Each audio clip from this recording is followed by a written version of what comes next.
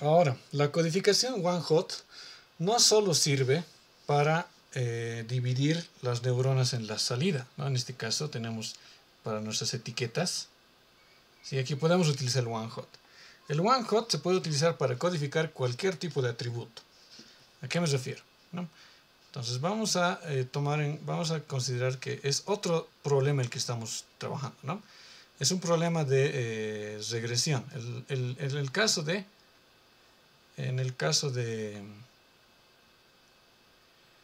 vamos a ver, ¿no? Cómo definir nuestras columnas, nuestros atributos, porque esa es otra tarea muy importante de, del aprendizaje automático, ¿no? Imagínense que su conjunto de datos, en este caso para la predicción de los vinos, ¿no? Queremos darle un rating al vino. Entonces, en nuestro X vamos a tener distintas columnas. Por ejemplo, vamos a tener, qué sé yo, no sé, ¿no?, cómo funciona esto, digamos, un nivel de acidez, vamos a tener un nivel de, qué sé yo, dulzura, ¿no? Ni idea, ¿no? Y en una de estas columnas vamos a tener lo siguiente, vamos a tener el tipo de vino.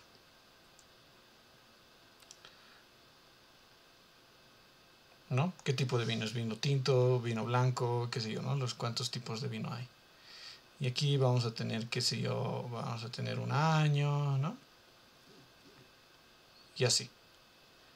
Entonces, le damos sus características y luego tenemos aquí nuestra salida y vamos a tener un número, ¿no? Su rating. Su rating que va a ir desde 0 hasta 5, ¿no? 5 estrellitas. ¿Sí? Ya, perfecto. Entonces, en el caso del nivel de acidez es un número. ¿Sí? Es un número, qué sé yo, ¿no? Es un número desde 0 a 7, ¿no? De pH. Entonces, ahí podemos agarrar el número, normalizarlo y ya está, ¿no? Ya está listo para entrar al entrenamiento. En el caso de la dulzura, igual es un número, podemos normalizarlo. Pero, ¿qué pasa en el caso del tipo del vino? ¿Qué es lo que harían ustedes? Porque en el caso del tipo del vino, aquí vamos a tener, digamos, Merlot, ¿sí? Y en otro caso vamos a tener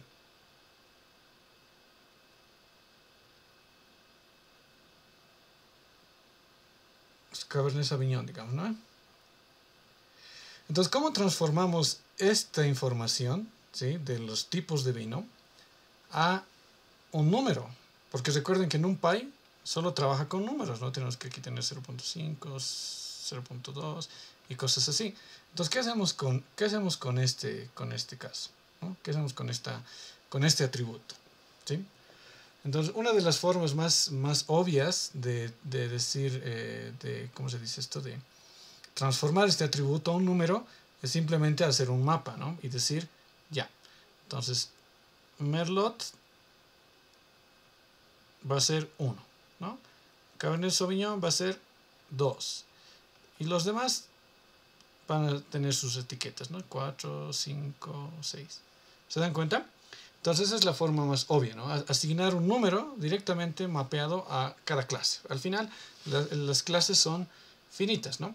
Entonces vamos a tener un número finito de números. Si hay 20 clases, aquí vamos a tener hasta el 20. ¿Se dan cuenta?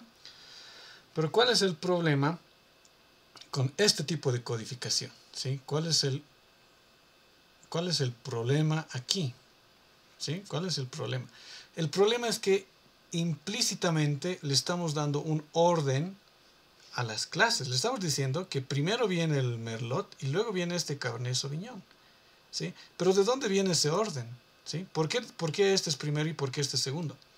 ¿Se dan cuenta? Entonces, eso es completamente arbitrario. Y es más, en la medida en que nosotros modifiquemos este orden, el rendimiento del algoritmo puede cambiar. ¿Por qué? Porque para el algoritmo esto es todos son números, ¿no? Todos son números. Entonces, para el algoritmo, este 20 es superior a este 2. ¿Se dan cuenta? Entonces, estamos como que introduciendo ruido a nuestro dataset, diciéndole que este es mayor a este otro, cuando toditos son exactamente iguales, ¿no?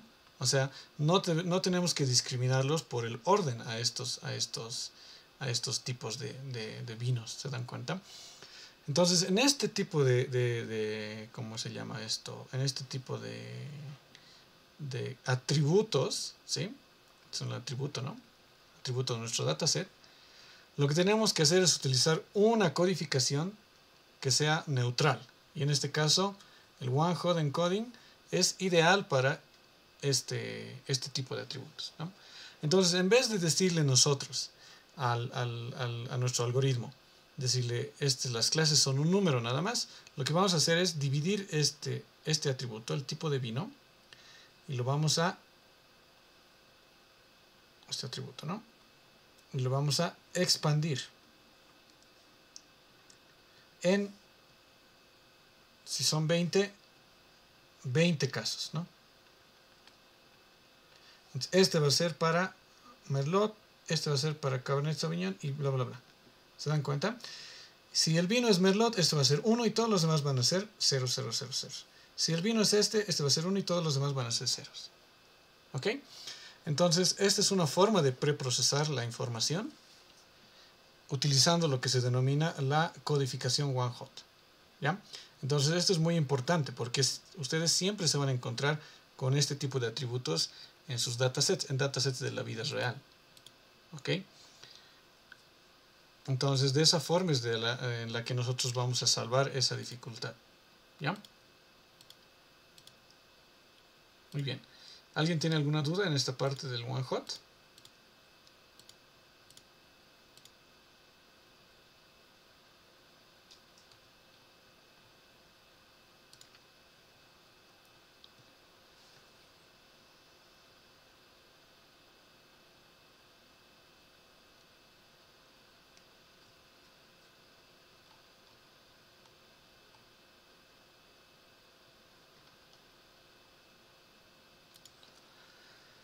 Ya, es bastante sencillo, ¿no? Entonces tienen que tomar en cuenta eso. Y cómo implementan esta funcionalidad es muy sencillo, ¿no? Simplemente pueden pasar ¿cómo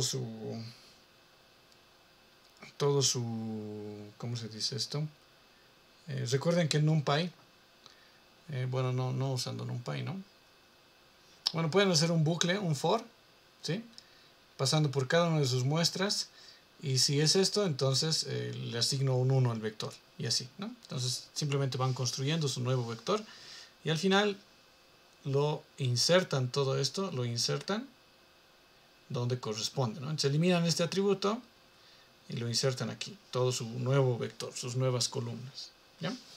Eso va a entrar ahí, entrenan y luego simplemente hacen un mapeo inverso, ¿no? Entonces agarran de su vector esto, lo vuelven a convertir como está acá, en un tipo de vino, ¿no? Entonces, si digamos este es 1, entonces ya saben que es Merlot, y así. ¿Ok? Bueno, en realidad no lo vuelven a convertir porque estos son los atributos de entrada, ¿no? Estas son las entradas.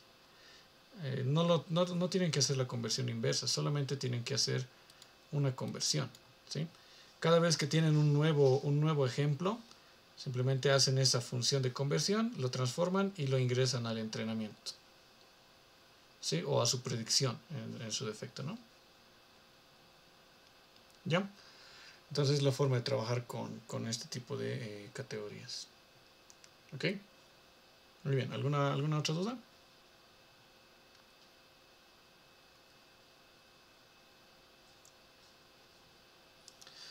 Ya. Vamos a ver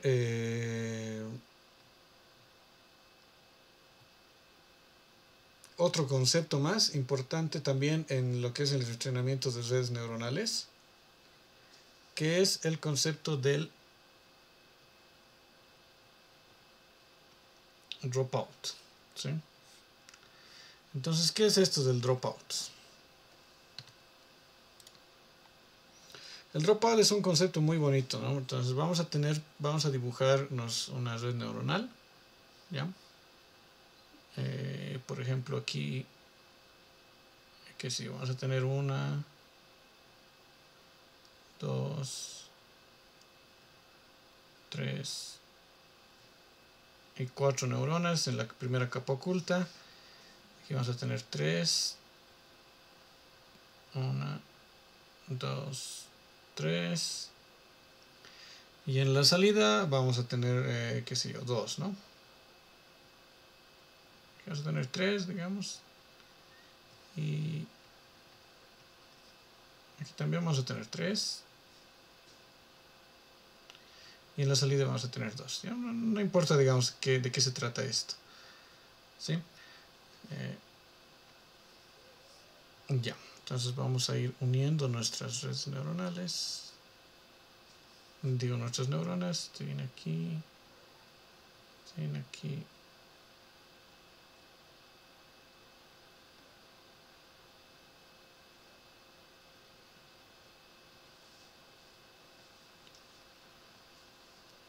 Ya, ustedes ya entienden cómo funciona esto.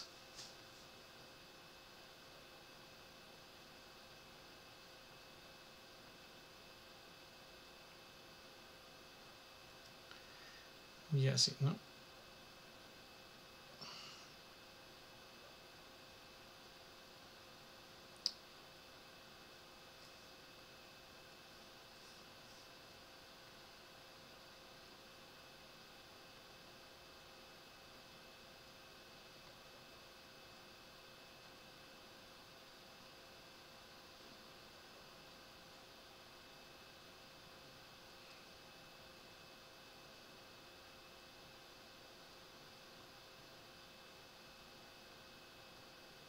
Ya. Entonces ahí está nuestra red neuronal y tenemos nuestra salida, nuestras dos salidas. ¿Y qué es lo que pasa? Si se acuerdan ustedes en nuestra... ¿dónde está? Vamos a tener... Si han hecho la práctica que les he pedido de hacer la prueba, el entrenamiento de esa red neuronal, se acordarán que en algunos casos, ¿no? En algunos casos, ¿qué pasaba con algunas neuronas? Algunas neuronas se volvían pero tenían valores muy altos, ¿no? Digamos, esta conexión de aquí era bien gruesa, ¿sí? Este de acá era bien gruesa. Por ejemplo, este de acá, ¿no? Entonces, ¿qué es lo que significa eso? ¿Qué pasa cuando los pesos o los valores de las activaciones y por consiguiente las gradientes son muy altas en una red neuronal? Eso quiere decir que cuando este es muy alto, esta neurona se va a sobreentrenar, ¿sí? Los valores de los pesos en estas neuronas que tienen estos valores muy altos, los pesos son demasiado grandes, ¿sí? Son muy grandes. En cambio, los pesos en las otras neuronas son bastante pequeños, ¿no? Aquí los pesos van a ser pues pequeñitos. ¿Y eso qué quiere decir? Quiere decir que esta neurona de acá, en esta capa, esta neurona va a dominar, ¿no? Va a dominar. Entonces, ¿qué quiere decir que va a dominar? Quiere decir que en realidad no importa lo que estas otras dos valgan, ¿sí? No importa, porque siempre el valor más grande de esta capa va a salir de esta neurona, ¿no?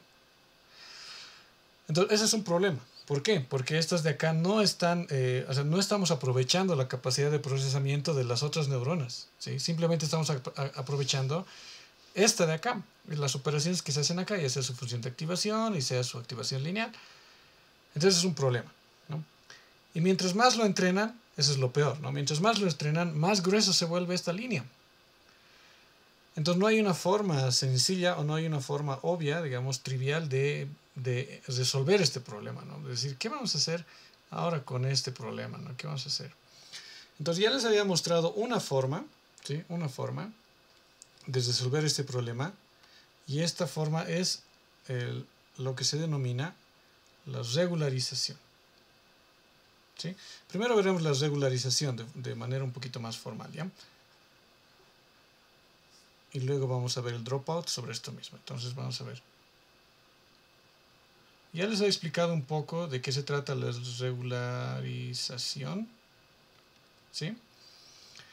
Entonces, cuando tenemos este problema de neuronas que se entrenan demasiado, sus pesos son muy altos y básicamente opacan, digamos, a las otras, ¿no? Sus valores son demasiado altos y las otras sus activaciones de las otras neuronas son, ¿cómo se puede decir? Son despreciables, ¿no? Con respecto a esta. Lo que podemos hacer es introducir un proceso de regularización. ¿sí? ¿A qué se denomina regularización? La regularización es simplemente, si ustedes recuerdan, en el caso de la función de costo, ¿qué es lo que teníamos? Teníamos lo siguiente, ¿no? Teníamos 1 sobre m de la sumatoria de nuestro costo individual en cada salida, ¿no? Teníamos el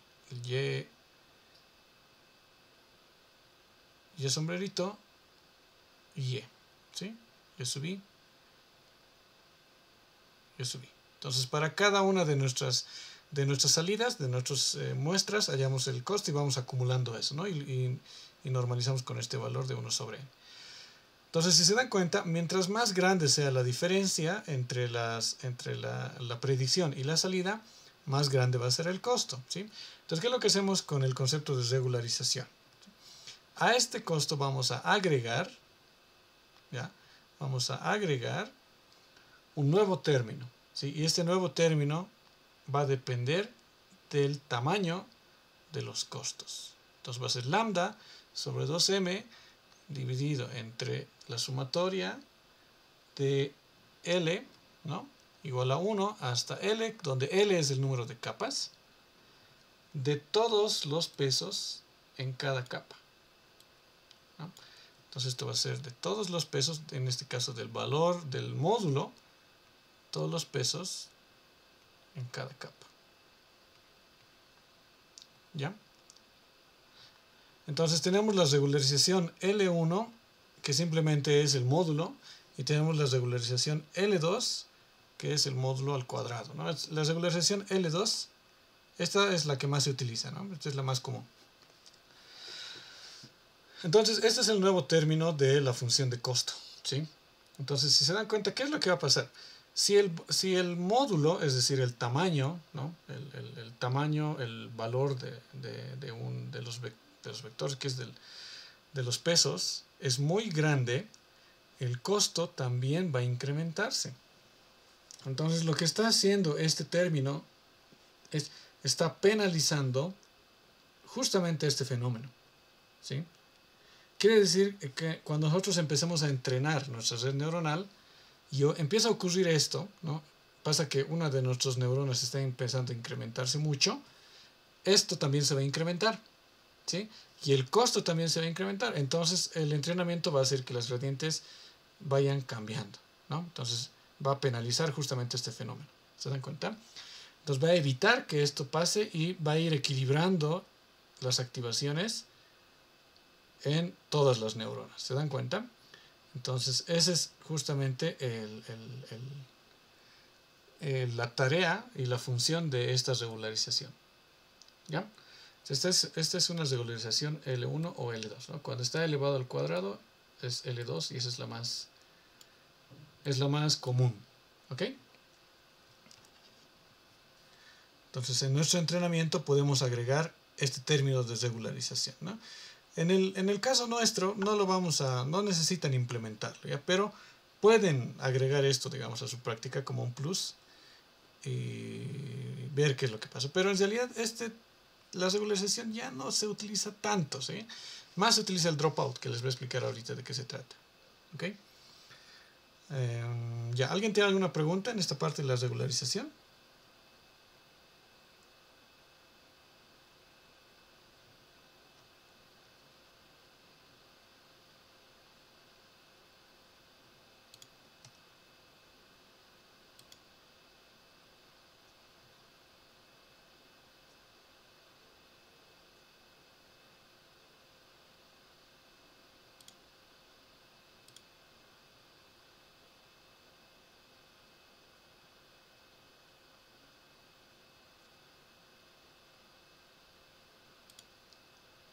¿Todo está claro? Ya, si bien esto no va a entrar en el laboratorio, esto sí va a entrar al examen. ¿Ok? Entonces estos conceptos sí, toditos estos sí van a entrar al examen por si acaso. ¿Ya? Así que más vale que esté claro.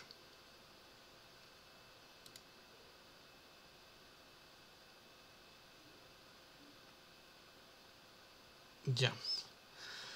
Muy bien, entonces vámonos al siguiente concepto, ¿no? Entonces recuerden, este era nuestro término de regularización, ¿sí? Entonces, vámonos al dropout.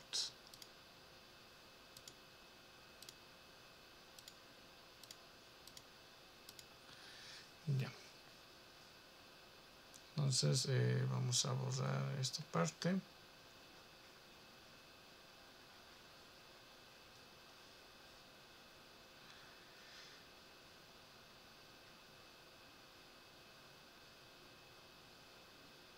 En el caso del dropout es también bastante sencillo y es todavía más interesante de cómo funciona esto, ¿no?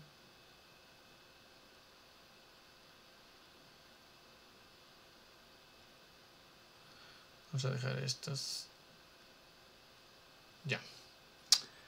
Vamos a dibujar nuestras flechitas.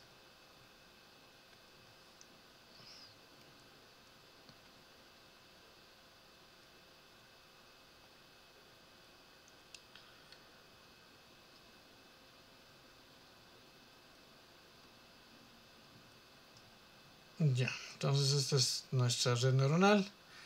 Y como habíamos mencionado anteriormente, pasa que hay una neurona que está aquí, ¿no? Que se está sobreentrenando, ¿no? Esta neurona tiene un valor muy alto, es muy grueso, estas activaciones, ¿sí? Entonces ya habíamos visto, ¿no? Una forma de mitigar este fenómeno es utilizar regularización, ¿no? Pero la otra forma, que es también bastante utilizada, se llama regularización dropout, ¿sí? Entonces, ¿de qué se trata la regularización dropout? Es súper sencillo, ¿no? En el proceso de entrenamiento, ¿sí? Entonces estamos usando en el proceso de entrenamiento, lo que vamos a hacer es aleatoriamente vamos a apagar las activaciones de ciertas neuronas, ¿ya? Aleatoriamente, ¿no? Entonces, ¿qué significa eso?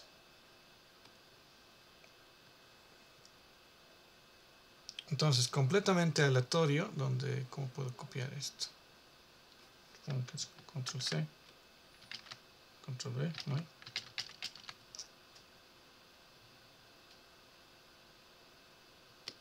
No se puede copiar. Ya bueno, no importa, hay que dibujar. Entonces, como les decía, ¿no?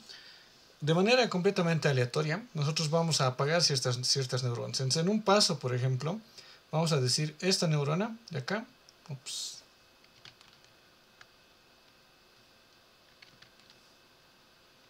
esta de acá, la vamos a apagar, ¿ya? Entonces, ¿qué pasa? Vamos a dibujarnos aquí otra, ¿ya? Otra red neuronal, porque si no, nos vamos a confundir. Entonces, este es el problema, ¿no? Esto está pasando en nuestro entrenamiento. Y esta va a ser nuestra nueva red neuronal. Tiene 1, 2, 3, 1, 2, 3, 1 y 2. Entonces, como les había dicho, aleatoriamente lo que vamos a hacer es apagar la activación. Entonces, ¿cómo se define este apagado, digamos, de las neuronas? Cada una de nuestras capas, ¿sí? Va a tener un porcentaje o una probabilidad de dropout. Por ejemplo, en este caso vamos a decirle que es de el 25%, ¿ya? O 0.25. En este caso es del 30%. En este caso es de el 66%. Y obviamente en las últimas capas no tiene dropout, ¿sí? Las últimas capas no tienen dropout. Pero ¿a qué se refiere este 25%? Este 25% se refiere a que dada un conjunto, bueno, una muestra o un paso en el entrenamiento, en este caso es una pasada, una época, ¿no? Por todo el dataset, o un mini batch, que les voy a explicar más adelante, dado un paso, el 25% de las neuronas se van a desactivar, ¿sí? Entonces, ¿qué va a pasar aquí? Vamos a tener,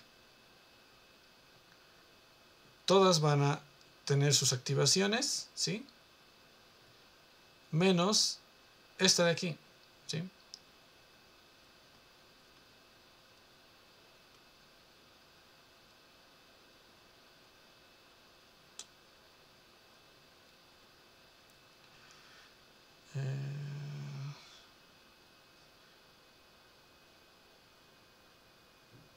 Ahí está, ¿no? Entonces esta de aquí no tiene activaciones, ¿sí? No va a tener activaciones. Lo mismo acá, cuando dice el 30%, dado una pasada, todas se van a activar, ¿no? menos esta, digamos, ¿no? Entonces esta viene aquí, esta de aquí está activada, esta aquí, esta aquí, esta aquí, ¿sí? Aquí, esta aquí, ay, esta, ¿no? Ya, entonces esta va a morir. Sí. Y cuando aquí dice el 66% de dropout, digamos que estas dos van a morir. Esta y esta.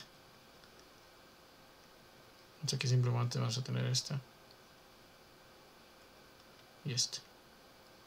¿Sí? Entonces, ¿qué está pasando? De forma aleatoria, en cada una de las pasadas, ¿sí? Recuerden que esta es cada una de las pasadas de forward propagation y back propagation, ¿no ven? Entonces, ¿qué pasa? En el forward propagation se apagan las neuronas y hallamos el back propagation como si se hubieran apagado, como si no existieran estas neuronas directamente. Y entrenamos y hallamos las gradientes y modificamos los pesos. Entonces, ¿qué es lo que va a hacer este tipo de regularización? Sí, es bien interesante lo que pasa, ¿no? Cuando nosotros tenemos este tipo de situación, ¿qué es lo que está pasando? Recuerden, estos valores de los pesos se vuelven muy grandes, ¿no? Por tanto, los gradientes también, entonces se va alimentando más y más y más y más y más, ¿no? De acuerdo a la función de activación que hacemos, pero estas van dominando. Pero ¿qué pasa si en un momento dado apagamos esto, ¿no? Apagamos esta neurona, digamos. Vamos a apagar esta de aquí. Apagamos esta de acá. ¡Cha! Es como si esta no existiera, ¿no? Entonces todos estos pesos, esta activación enorme que pasaba por esta neurona, como ahora ya no existe y el error va incrementándose, va a tener que equilibrarse, ¿sí? Va a tener que equilibrarse entre las otras neuronas. Entonces todo este valor grande que se está acumulando acá, cuando en el dropout da la chance que esta de acá se apaga, entonces tiene que equilibrarse en las otras neuronas. Entonces los pesos van a ir modificándose de acuerdo a esa situación, ¿no? Entonces cada vez esto se va a ir equilibrando y esto también se va a ir equilibrando. ¿Se dan cuenta? Entonces todo esto ya va a ser un poquito más balanceado, ¿sí? Entonces esa es la idea detrás del dropout, ¿sí? Cuando estamos entrenando la red neuronal, cada una de las capas va a tener una probabilidad de apagar, ¿no? Las neuronas. Es completamente aleatoria, de forma completamente aleatoria vamos a ir apagando las neuronas, ¿sí? Entonces, ¿qué es lo que ocurre acá? ¿Cuál es el fenómeno detrás del dropout? ¿Por qué es que funciona tan bien? Es que, si ustedes se dan cuenta, cuando nosotros apagamos una neurona, ¿sí? En ese instante del entrenamiento es como si esas neuronas no existieran. Entonces vamos a tener, ¿qué es lo que tenemos aquí? ¿Sí? Vamos a tener una red neuronal distinta. Cada vez que apagamos algo, vamos a tener una red neuronal distinta, que obviamente es más sencilla que la original. Entonces, a medida que nosotros vamos apagando ciertas neuronas, es como si se fueran generando. No hay aquí, ¿no? Una forma de copiar esto. Pero bueno. Entonces, a medida que nosotros apagamos las neuronas de forma aleatoria, se van generando N n redes neuronales distintas, ¿sí? En este instante del entrenamiento, esta es la neurona que está funcionando de forma activa. En el siguiente instante va a ser otra, ¿sí? Tal vez todas, como esto es aleatorio, todas pueden estar activadas, ¿no? Aquí vamos a tener 2, aquí vamos a tener otras 2. ¿Se dan cuenta? Entonces son otras las activaciones, ¿ya? Y si se dan cuenta, esto de acá es otra red neuronal completamente distinta a esta, ¿ya? Entonces lo que pasa con el dropout, cuando utilizamos la regularización de dropout, es vamos a generar de acuerdo a la probabilidad de cada capa, ¿no? No todas tienen que tener dropout, no solo pueden tener algunas, eso ya depende de su diseño de la arquitectura, ¿no? Lo que vamos generando en este caso es o sea, vamos simulando, ¿no? Esto es como que el fenómeno que ocurre cuando hacemos este dropout, se va generando un ensamble de redes neuronales.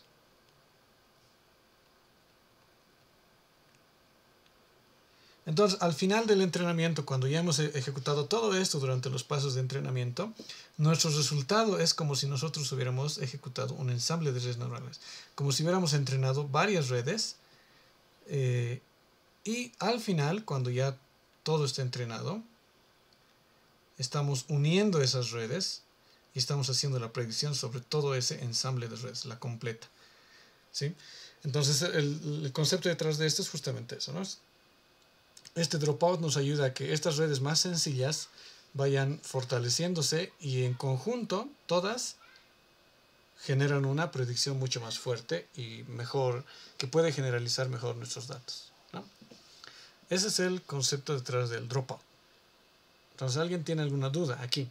Me imagino que sí.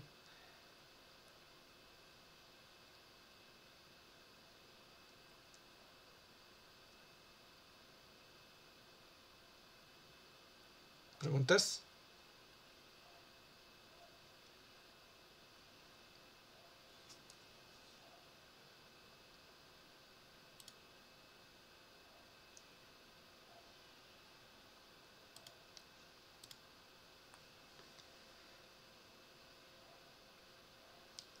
Sí, exacto. En el proceso, pero solo en el proceso de entrenamiento. Sí, esto es muy importante. Solo en el proceso de entrenamiento es que se realiza esta inhabilitación aleatoria, ¿ya? Entonces, cuando estamos entrenando, hacemos una pasada, definimos cuáles se van a pagar de acuerdo a su probabilidad de dropout, ¿no? Entonces, dejemos aquí el 30% tiene que pagarse. Entonces, hallamos la probabilidad y decimos, ya, este de acá aleatoriamente se va. Y hacemos todo el entrenamiento como si esta no existiera, ¿no? No van a hacer el forward propagation, no van a hacer el back propagation. En esta neurona no va a pasar nada de eso, ¿sí? Se entrena, luego va la siguiente época, entonces tal vez es otra, ¿no? Tal vez es otra y así. Entonces se van alternando. Como son tantos pasos, se han dado cuenta en la regresión logística hemos puesto 1000 pasos, ¿no? Entonces en 1000 pasos se forma ya, esto se va balanceando, ¿no? Entonces en 1000 pasos es probable que todas las neuronas al menos una vez se apaguen, ¿no? Y eso va a hacer que justamente pase esto, ¿no? Que no ocurra esto. Porque cada vez que empieza a incrementar estas activaciones, estos pesos, es posible que esta neurona se apague, entonces ya no se va a incrementar más y se van a ir repartiendo los valores en las otras neuronas, ¿ya?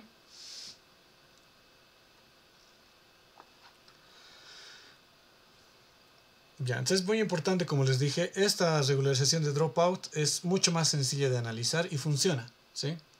Es mucho más sencilla conceptualmente y funciona. Y la vamos a utilizar. La vamos a utilizar ya, pero ya cuando veamos lo que es TensorFlow, ¿no? No lo vamos a implementar desde cero en este curso, ¿no? No vale la pena. Pero si quieren hacer la prueba, pueden implementarlo, ¿no? Es bien sencillo. Es simplemente elegir un número aleatorio, apagarlo y ya está. Y continuar todo, ¿no? Su código solo tendrían que aumentar unas 2 líneas de código en su función y nada más, ¿no? En su función del gradiente, nada más, y listo.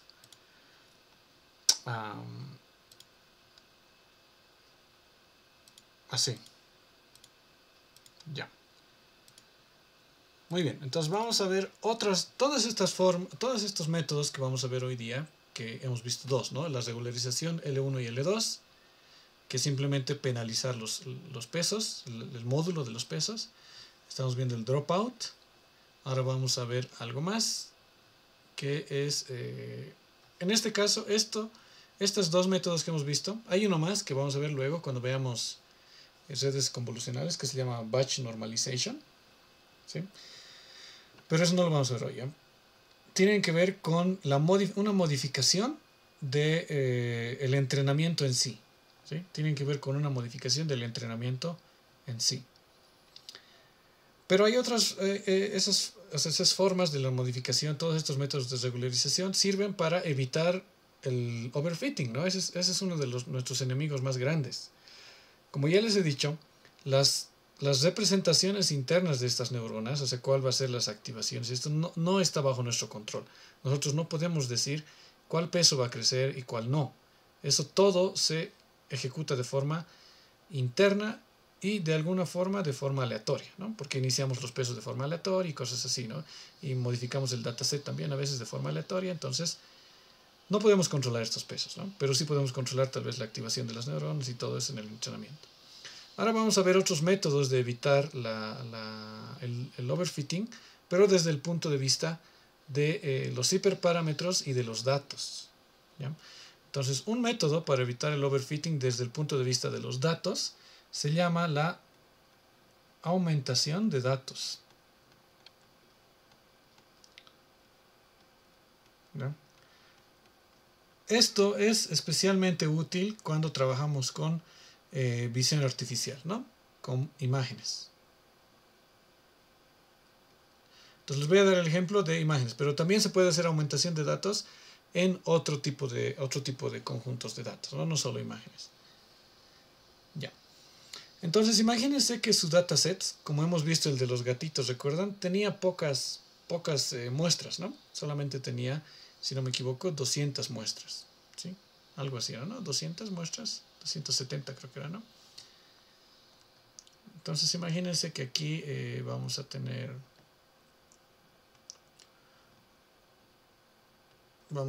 un gatito. Voy a intentar dibujar un gatito. Ahí está el gatito.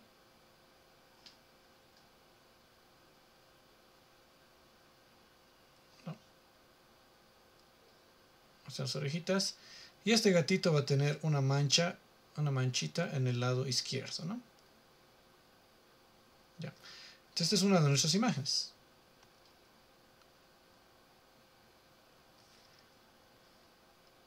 Ahí está, ¿no? Es nuestro gatito. Entonces, ¿de qué se trata la aumentación de datos?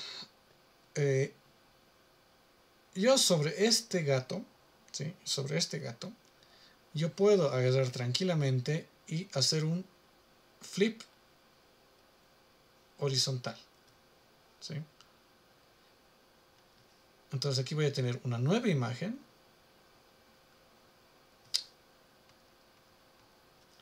Voy a tener una nueva imagen con el mismo gatito, pero con la manchita en el lado izquierdo. Ups. ¿Se dan cuenta? Entonces la mancha va a estar en el lado izquierdo. Es el mismo gatito, ¿sí? Es el mismo gatito, pero simplemente le he dado la vuelta de forma horizontal. ¿Ya? Después puedo agarrar este mismo gatito y hacer un deslizamiento de ángulo, ¿sí? Puedo moverlo más o menos unos, qué sé yo, 10 grados. Girarlo, rotarlo hacia la, en este caso, derecha, ¿sí? Entonces, ¿qué voy a obtener? Voy a obtener el mismo gatito,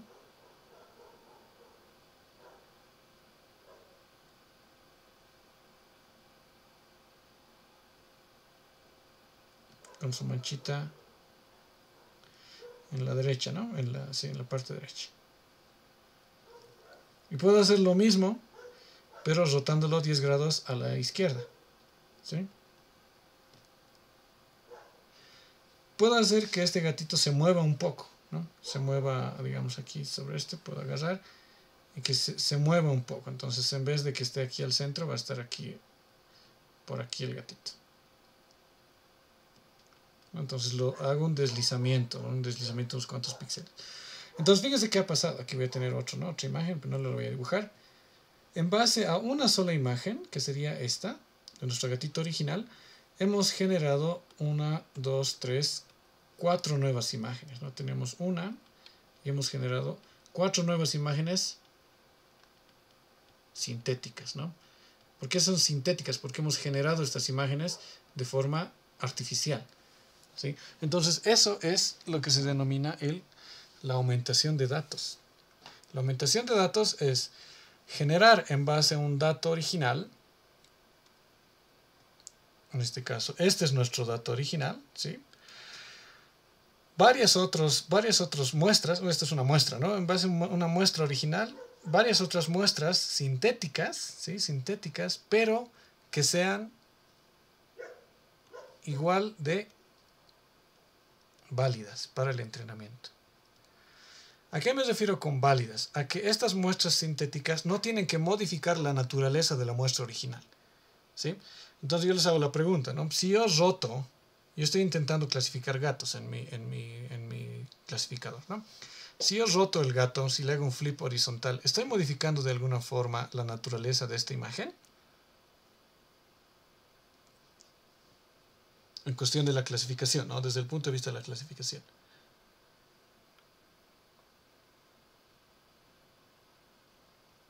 ¿Qué dice? ¿Estoy afectando de alguna forma?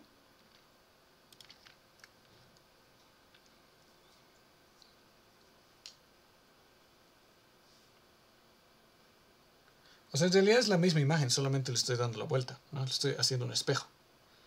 Entonces, a lo donde me refiero es, la imagen es válida. ¿Por qué? Porque la etiqueta de esto era gato, ¿no? Es gato. Y obviamente existe un gato dentro de esta imagen. Entonces, es verdad. Cuando yo roto esta imagen, la etiqueta va a seguir siendo gato. Y dentro de la imagen también hay un gato. ¿Se dan cuenta? Entonces, la naturaleza con respecto a la predicción, ¿sí? A la tarea de clasificación, no cambia. ¿Ya? Entonces, con respecto a la clasificación, no cambia, porque este es un gato y este también es un gato. Y es un gato válido, ¿no? Porque simplemente es espejado, es como un espejo. Sigue siendo un gato. ¿No? Yo no estoy tratando de reconocer al gato. Decir, este es por ejemplo, el Michi, ¿no? Si el Michi tiene su mancha a la derecha, pero si tiene su mancha a la izquierda, este ya no es el Michi, ¿se dan cuenta? No estoy haciendo eso, simplemente estoy diciendo, este es un gato. Este también es un gato, ¿sí? Si yo roto esto un poquito, este también sigue siendo un gato. Si yo roto al otro lado, también sigue siendo un gato. Si yo lo deslizo un poco, también sigue siendo un gato, ¿se dan cuenta? Entonces, esa es la idea detrás de la aumentación de datos, ¿ya? Ahora, si es que yo modificara, digamos, esta imagen de una forma pero tan drástica, aquí vamos a poner, ¿no? Si la modificara de una forma tan drástica que ya no pareciera un gato, por ejemplo, si la voy a, qué sé yo, si la voy a distorsionar de alguna forma en la que, ya cualquier cosa aquí, ¿no? Entonces, la mancha aparece por acá, un ojo aparece por acá, el otro ojo aparece por acá. Entonces, esto de acá ya no es un gato, ¿no? Entonces aquí le vamos a poner una X. Y esta imagen ya no es válida como imagen sintética. Si esta imagen no lo vamos a... Si la distorsionamos tanto que ya no parece un gato, entonces ya no nos sirve la imagen. ¿Se dan cuenta? Siempre tenemos que hacer la aumentación de datos con imágenes que sean bastante parecidas, ¿sí? Y que sean válidas, ¿no? Que no modifiquen la naturaleza de la predicción. ¿Ya? ¿Alguien tiene alguna duda acá?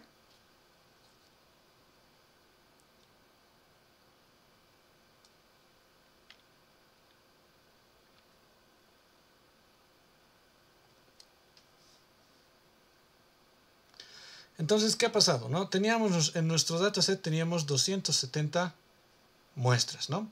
De las 270 creo que teníamos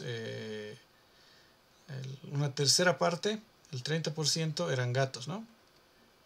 Eran gatos y el otro 70% el otro 70% eran no gatos, ¿sí? No gato. Entonces, con este conjunto de aumentación de datos podemos hacer incrementar esto y teníamos creo que 70 imágenes de gatos, ¿no? 70 imágenes de gatos, no recuerdo bien, ¿ya? Imagínense que son 70 imágenes de gatos y lo demás son 200 imágenes de no gatos. Entonces agarramos la aumentación de datos y podemos hacer que esto incremente hasta 4 veces, ¿no? Depende de nosotros, digamos, podemos incrementarlo 3 veces. Entonces ya vamos a tener 300, no es 310, 3 por 7 es 21, ¿no? Vamos a tener 210 gatos. Y esto también podemos modificarlo, ¿no? Pero como ven, no me conviene mucho, así que lo voy a incrementar un 50%. Entonces, y vamos a tener 300 no gatos. Y al final, esto combinado, nuestro dataset original de 270, ya van a ser 510 muestras, ¿no? Completamente válidas. Y obviamente, como ya les he dicho, mientras más muestras sean, más fácil va a ser para la red neuronal generalizar las predicciones, ¿no? En el entrenamiento, hacer el entrenamiento más eficiente, ¿sí? Entonces vean que un método para evitar el overfitting es justamente hacer la aumentación de datos, ¿sí? Entonces les voy a mostrar ahora un ejemplo, ¿sí? de esto de la aumentación de datos.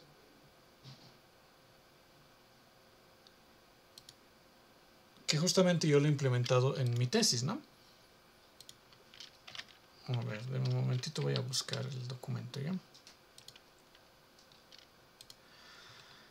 Hasta mientras, ¿alguien tiene alguna pregunta?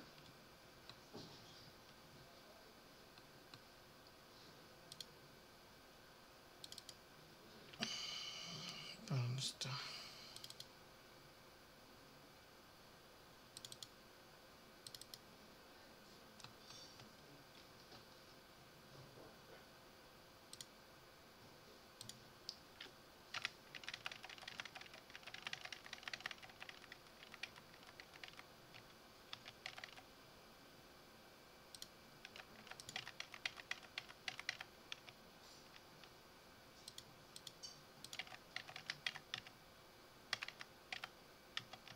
Ya. Entonces, a ver, les voy a mostrar mi pantalla.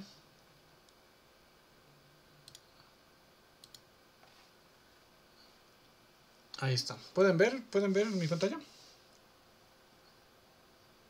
Ya. Entonces, para mi proyecto de grado de la licenciatura hice justamente trabajé con una red neuronal convolucional, ¿no? Para hacer la predicción de lo que se llama imitación del comportamiento, ¿no? Para un vehículo autónomo. Entonces, como ustedes pueden ver, estos son algunos de los ejemplos de mis imágenes del conjunto de datos que yo he capturado. Cada una de estas imágenes tiene una correspondiente predicción, ¿no? Entonces, en este caso es un comando de control.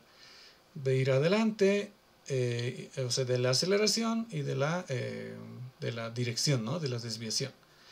Por ejemplo, en este caso, la dirección era seguir hacia adelante, ¿no? Tal vez girar un poquito a la derecha.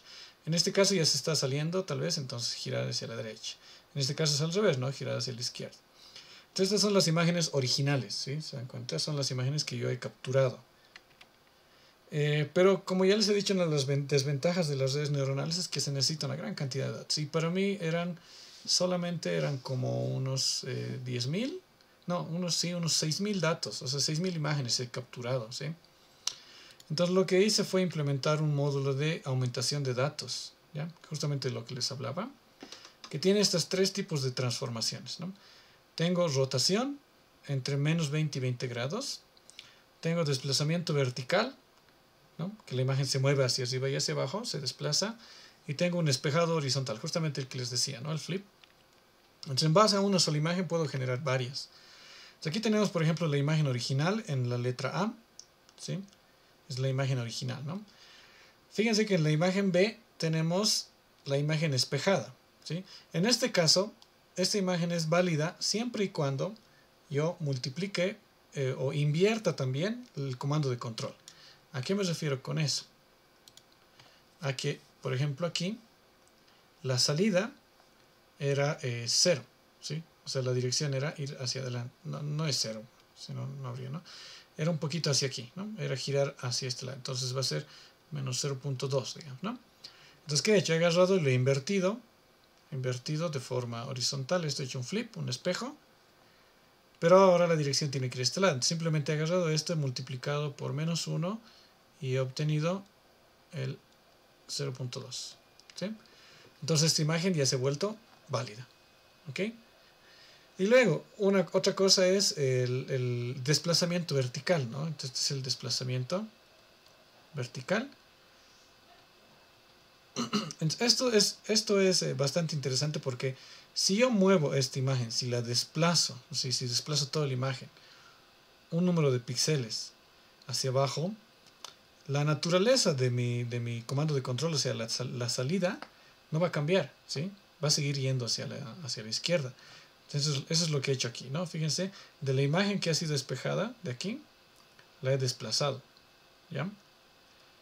Entonces, esto de acá sigue teniendo este mismo comando de control. Aquí hay unos artefactos, digamos, extraños, pero eso no interesa, ¿no? Eso no interesa porque sigue funcionando esta imagen. Ahorita está un poco exagerado, solamente para que se pueda visualizar bien, ¿ya?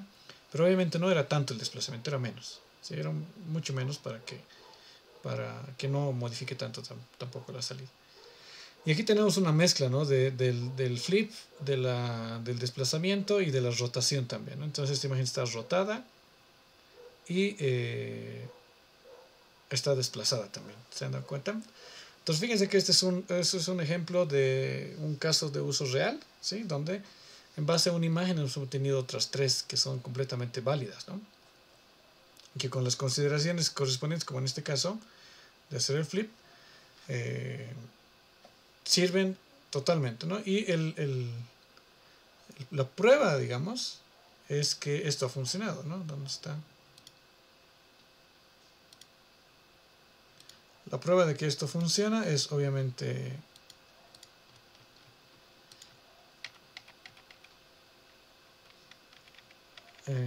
¿dónde está? Ahí, ¿no? Entonces ahí pueden ver, esta es la curva de aprendizaje. Entonces este es tenemos dos, ¿no? Este es el error de entrenamiento, ¿sí? Como ya les he dicho, el error de entrenamiento se calcula sobre el conjunto de entrenamiento, ¿no? Aquí está. Esta es de la red convolucional, esta es de una red feed-forward, como la que hemos visto, ¿sí? Entonces fíjense que en el caso de la red convolucional converge más rápido y en un valor inferior, ¿sí? Y en el caso del error de validación también se repite lo mismo, ¿no? El de la red convolucional es mucho menor el error, el de la red tradicional es mayor, ¿no? Entonces esa es la prueba básicamente de que esto sí ha funcionado, ¿no? Y también ya luego he analizado esto de los filtros y todo esto les voy a explicar, ¿no? Yo creo que de aquí una semana o 2 semanas para que puedan entender mejor, ¿no? Pero lo que quería mostrarles es justamente quería mostrarles esto, ¿no? El módulo de aumentación de datos, ¿sí? Muy bien. ¿Si alguien tiene alguna duda aquí en esta parte del módulo de aumentación de datos?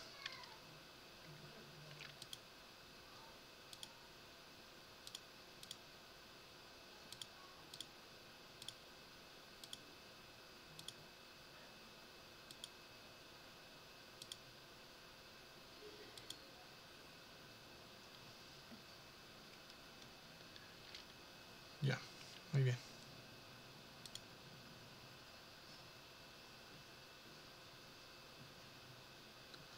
A ver, una última cosa acerca de estos métodos para hacer, ¿cómo se dice? Para evitar ¿dónde está whiteboard?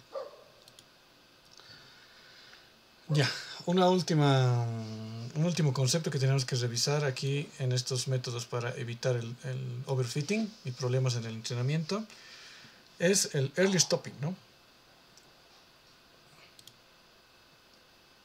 Que es súper sencilla, ¿no? Esto es chancaca, ¿no? Se denomina early stopping, ¿ya? Entonces, early stopping quiere decir, stopping es detener, ¿no? Es como que un corte antes de tiempo. ¿Ya? El early stopping es bien sencillo de entender, es súper sencillo de entender. El early stopping tiene que ver con nuestras curvas de aprendizaje. ¿Sí? Nuestras curvas de aprendizaje. Entonces vamos a tener aquí en el eje X, vamos a tener el número de iteraciones. En el eje Y vamos a tener el error, ¿no? ¿Ya? El error, el costo es intercambiable. Entonces, como ya les había mencionado, en este caso vamos a tener en color naranja, voy a dibujar mi error de entrenamiento. Entonces, el error de entrenamiento, como ustedes ya saben, siempre va a tender a bajar, ¿no? A medida que vayamos entrenando, va a bajar hasta que llegue un punto en el que se va a asentar y se va a quedar, ¿no? Va a ser muy pequeño el error, ¿ya? Pero por el contrario, el error de validación, primero, siempre va a empezar mayor, ¿no? Usualmente siempre es mayor, ¿no? Mayor. Va a empezar a bajar, se va a ir asentando. Y va a llegar un punto en el que si ustedes siguen entrenando la red neuronal, esto va a empezar a incrementar, ¿no? Va a empezar a incrementar. ¿Sí? Entonces ya habíamos visto que en este caso este es el error de validación. Y este es el error de entrenamiento, ¿no? Train. Nosotros ya habíamos analizado que en este punto, cuando empieza a incrementarse el error de validación, nosotros podemos identificar que hay un overfitting, ¿no? Esto ya lo hemos visto.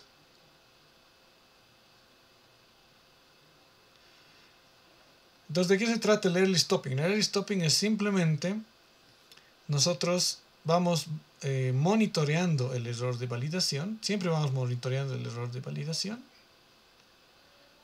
Entonces decimos, este es el error de validación, ya.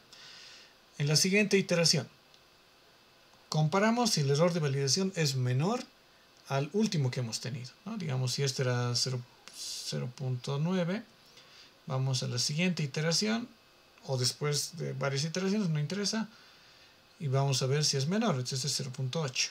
Entonces, está bien, continuamos. ¿Sí? Vamos así, vamos a llegar a un punto aquí, que vamos a llegar 0.3, digamos, ¿no? Y aquí llegamos, en este punto que es el mínimo, vamos a llegar al 0.29. ¿Sí? Entonces, ¿este es menor que el anterior? Sí, continuamos.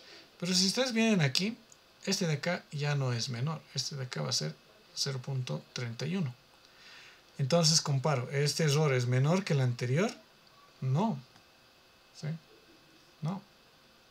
Eso quiere decir que el error de validación ha empezado a incrementarse y esto va a empezar a subir. Puedo tener como se dice, es una ventana de paciencia, ¿no? Contar unas 5 iteraciones más. Y si en ninguna de las 5 ha mejorado el error de validación, todos estos son, ¿no? Peor. Yo digo, ahí te detienes y te quedas con los pesos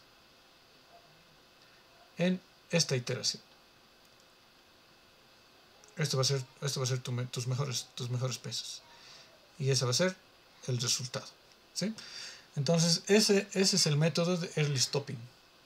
Sí, es bien sencillo. Lo único que ustedes tienen que hacer es monitorear el error de validación. Es bien importante que monitoreen el error de validación y no el error de entrenamiento. Ya saben por qué, ¿no? Porque el error de entrenamiento siempre va a tender a bajar. Pero el error de validación va a subir cuando ya exista overfitting. Entonces, esto es bien sencillo, ¿no? Este concepto.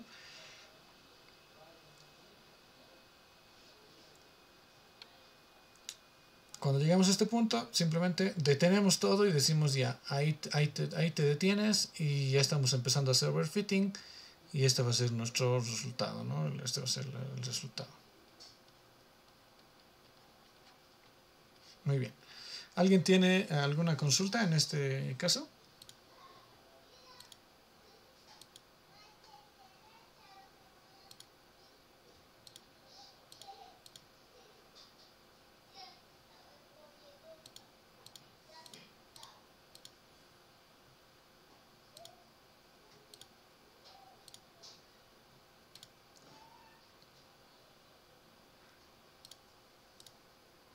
¿Alguna duda?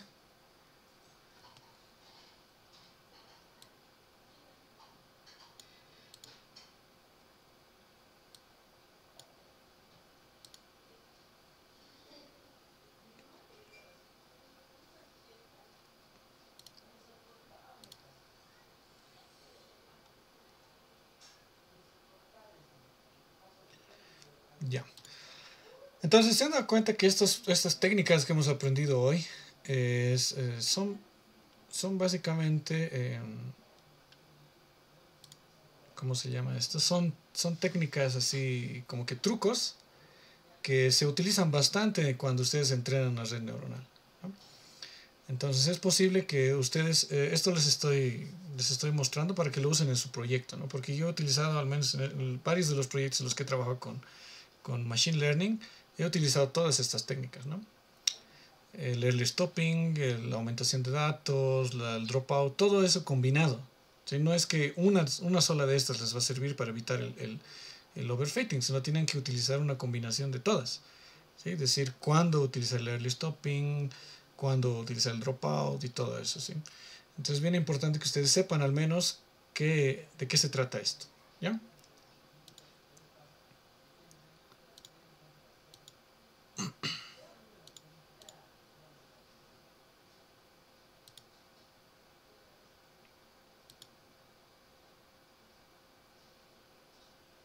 ¿Cuál es la pregunta?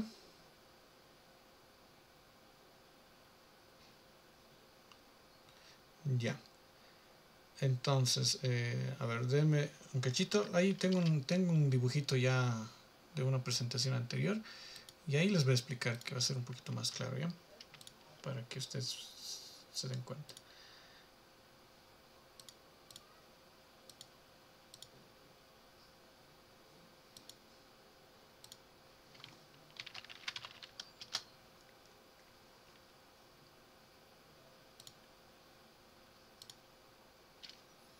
Mientras tanto, ¿hay alguna otra pregunta?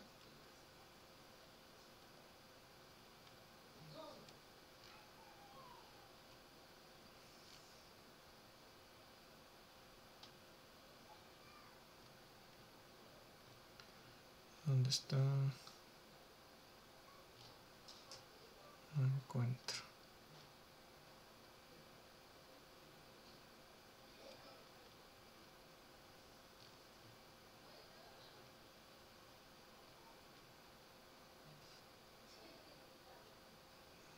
¿Dónde estaba? Aquí. Mi diapositiva.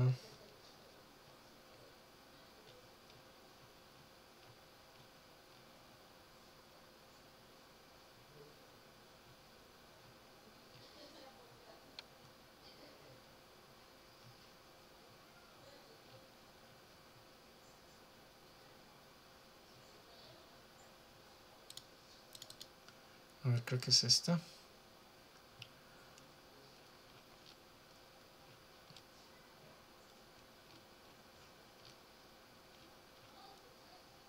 No.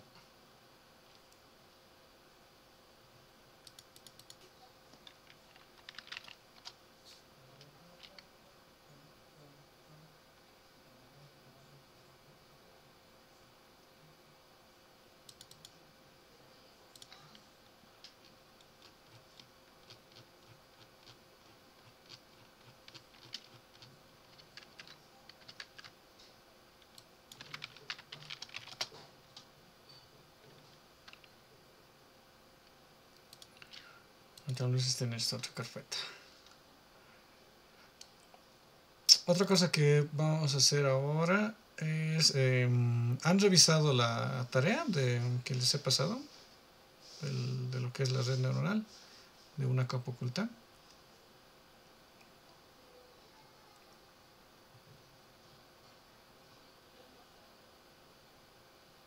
Sí, no, lo último que les mandé, ¿no? Ya está en el repositorio.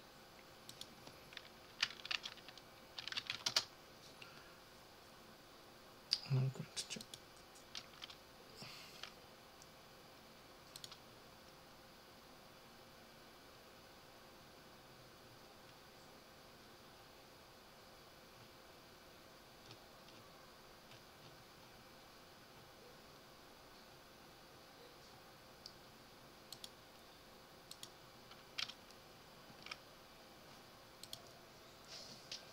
Revísenlo, sí, revísenlo porque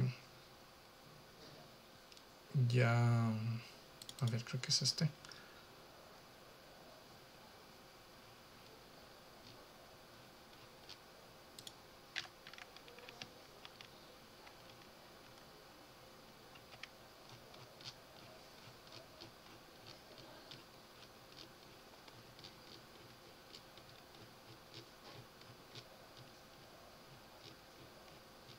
Ya, aquí está. Ya lo he encontrado. A ver, les voy a compartir la pantalla. Esta es.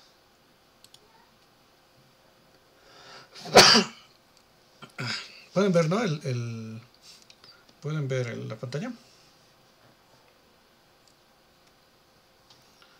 Ya, entonces, ¿a qué denominamos overfitting? ¿Sí? Primero, fíjense, aquí tenemos en el eje Y tenemos la salida, que es el precio. En el eje X tenemos el tamaño de la casa, ¿no? Es solamente un atributo.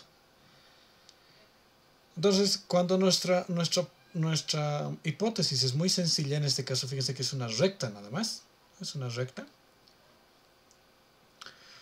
Vean que la hipótesis, por más de que intente aproximarse a nuestros datos, no va a poder porque hay un error muy grande. Aquí por ejemplo, hay un error pequeño, pero aquí hay un error muy grande y aquí también, ¿no? Entonces, cuando nuestra hipótesis es muy sencilla, o sea, nuestra red, en este caso, nuestra red neuronal es muy pequeña, es muy sencilla, ocurre el fenómeno que se llama el underfit, ¿no? El underfitting. Under significa debajo, ¿no veis? Fit viene de la palabra ajuste, ¿sí? Entonces en inglés fit es cuando algo te calza bien, ¿no? Entonces es algo que está ajustado. Entonces underfitting significa que es un ajuste demasiado bajo, ¿sí? Entonces no está ajustando bien la curva, ¿no? La naturaleza de sus datos. Pero ¿qué es lo que pasa aquí? Aquí tenemos un solo parámetro, ¿ya? Un solo parámetro. O sea, tenemos la pendiente y obviamente el corte con la abscisa, ¿no? Aquí tenemos ya una dimensionalidad de 2, ¿sí? Entonces ya tenemos más cosas no lineales. Y si se dan cuenta, esta curva aproxima mucho mejor nuestras predicciones, ¿no? Mucho mejor. El error es mucho menor que el anterior, ¿no? Este es el caso ideal, ¿no? En el que tengamos una curva que no sea lo suficientemente compleja o una red neuronal que no sea lo suficientemente grande, pero que sea capaz de predecir de forma adecuada nuestros datos, ¿ya? Y en este caso ya es otra cosa completamente distorsionada, ¿no? Vean que en este caso tenemos aquí se llama dimensionalidad, ya este es el tamaño el orden ¿cómo se denomina esto? Ya se me ha ido la palabra.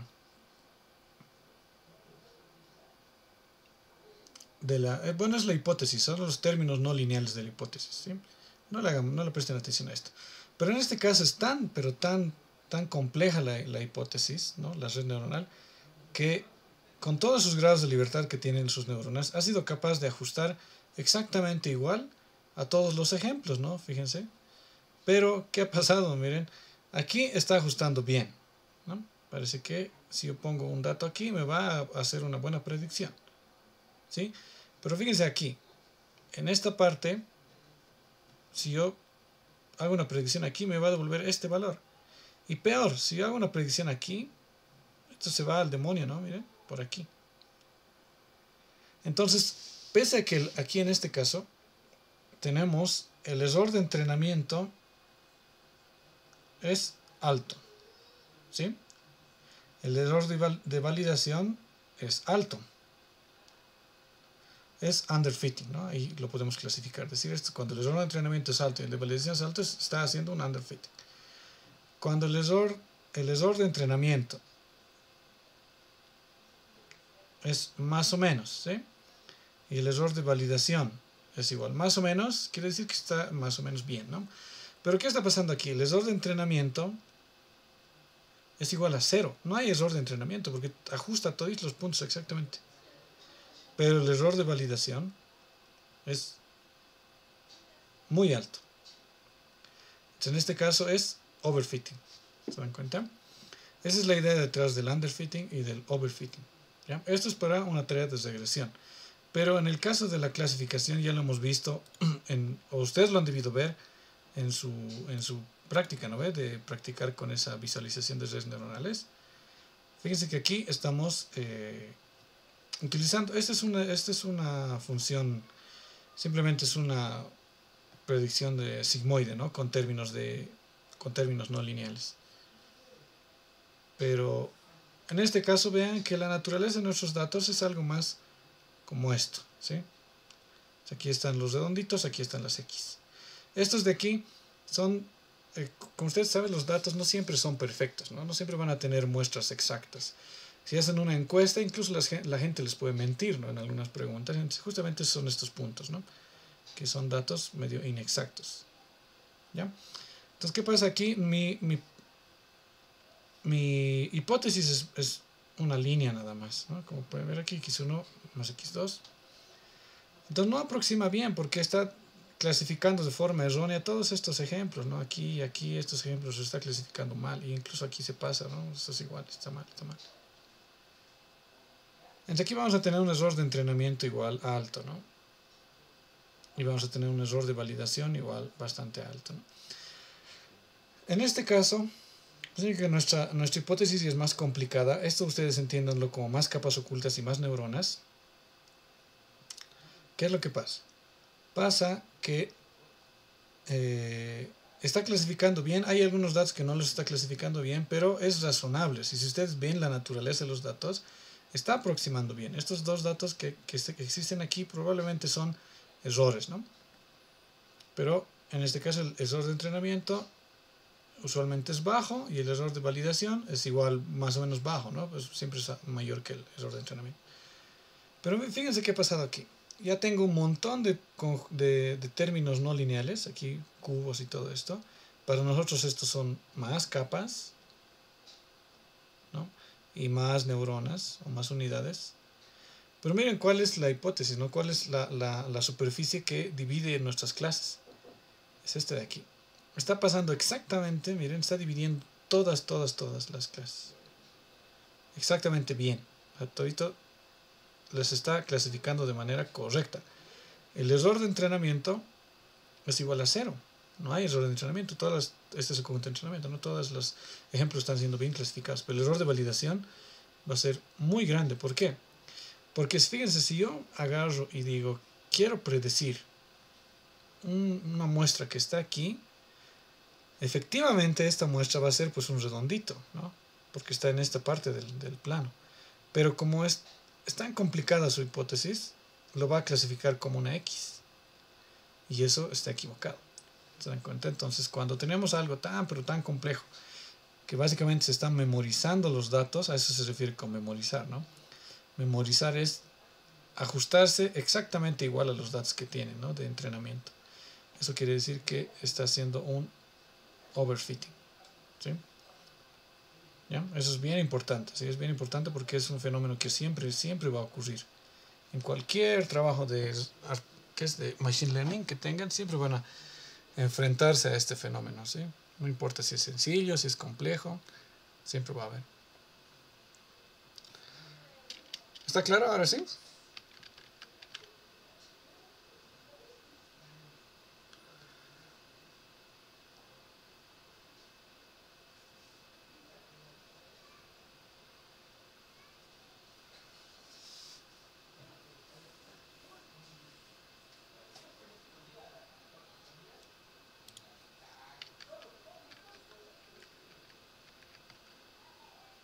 Ya, el video ahora sí lo estoy grabando. Los anteriores he tenido problemas con mi disco duro. Ahora sí lo voy a subir. Pero de cualquier forma aquí les voy a poner como que un resumen de estos conceptos. No resumen, sino simplemente se los voy a listar, ¿ya? Voy a hacer una lista de los conceptos que hemos visto, ¿ya? Primero,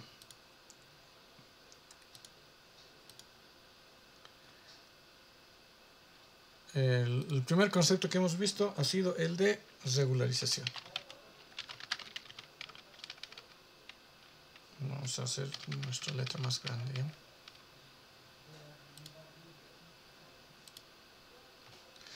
El primero es regularización.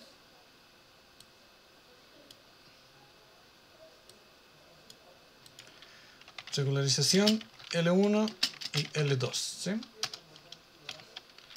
Luego hemos visto el concepto de dropout.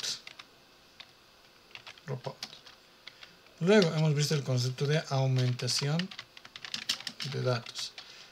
Voy a ponerlo en inglés ya porque es más fácil que ustedes lo busquen en inglés que en español. Y al final hemos visto el early stopping, ¿no? Stopping, ¿ya? Ahora, de estos 4 que hemos visto, ¿cuáles son los más, los que ustedes tienen que más o menos tenerlo más claro para su proyecto en especial? El dropout, early stopping, data augmentation tal vez. Este no es tan importante, ¿ya? Pero ahora, ¿dónde pueden revisar teorías sobre esto? Simplemente en Google, ¿no? Busquen en Google, en Wikipedia, van a encontrar bastante información. No necesitan ningún libro, nada. Esto es bastante conocido. A ver, es más, si buscamos ahora, a ver, pues sáquenle una captura de esto. Bueno, va a estar en la grabación. A ver. Bueno, sí, no vamos a perder tiempo en buscar. Pero busquen en Wikipedia, ¿no? Es decir, tienen que acostumbrarse a investigar por ustedes mismos, ¿no? Todo esto, de hecho, yo lo he aprendido en internet, ¿no? En Wikipedia. Nunca he pasado un curso de Machine Learning, es decir, en la universidad, ni nada de eso, ¿no? Lo he aprendido en internet nomás. Así que desde esa experiencia les digo que todo lo van a encontrar en internet. No hay nada que no puedan encontrar en internet. Muy bien, ¿alguna otra cosita?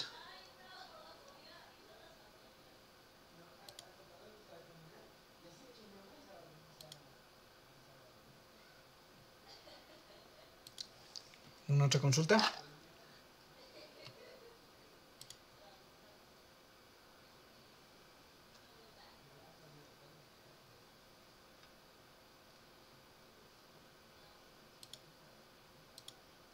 Ya. Entonces, antes de terminar la clase, lo que quiero mostrarles y que quiero que me digan también es que si ustedes tienen consultas en la parte de